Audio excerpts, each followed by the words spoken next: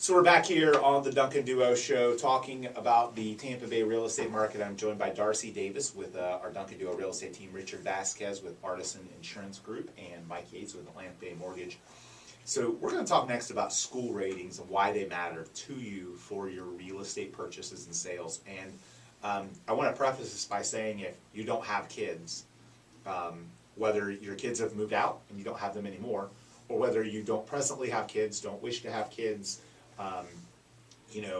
whatever it may be, there's a few really important reasons why school ratings still matter to you for your real estate needs. So I think, we talk about this a lot for the real estate market in South Tampa. You've got some boundaries where, school districts can change and where property values can be dramatically impacted by the rating of the school and the desirability of the school. But, so the most important thing to consider is when you go to sell your house, the buyer may have kids and they're going to care about those schools.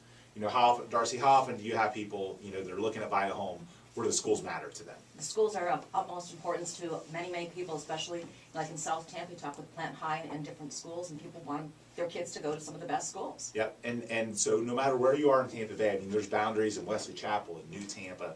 There's stuff out in Brandon where the schools can go from one to another, and those are drastically different schools where people want to be in that school district, and they're willing to pay more for those homes. So while you may not care what school district it's in and you're looking to buy, when you go to sell, the person that is going to buy it is going to care. You also, so in addition to that, you also can look at appreciation percentages.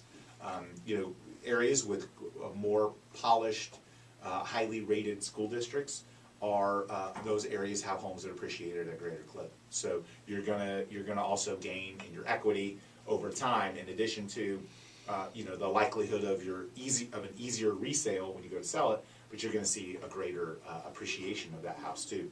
So, higher home values, all those things, it helps you maintain home values. But the other part of it that matters, you'll have people say this. Because like in some of the nicer school districts, the taxes are a little bit higher to cover some of those costs or expenses.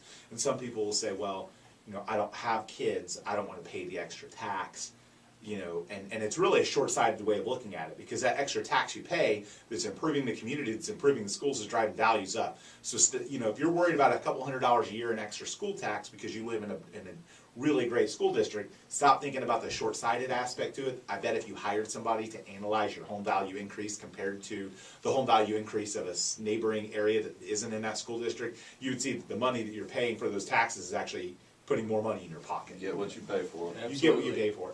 That brings that's a really great topic to kind of transition. So I think that's most of what I wanted to talk about. And it also usually means great neighborhoods, friendly neighborhoods, lower crime. A lot of those things can dictate back to a really strong school district, because that's where, that's where the criminals start. They start when they're young. If they're in a great polished school district, then they don't become criminals and live in your hood, your hood, and turn it into a ghetto. You've got a great school district that brings kids along, brings them up, so it tends to mean a great, safer, quality neighborhood as well. So speaking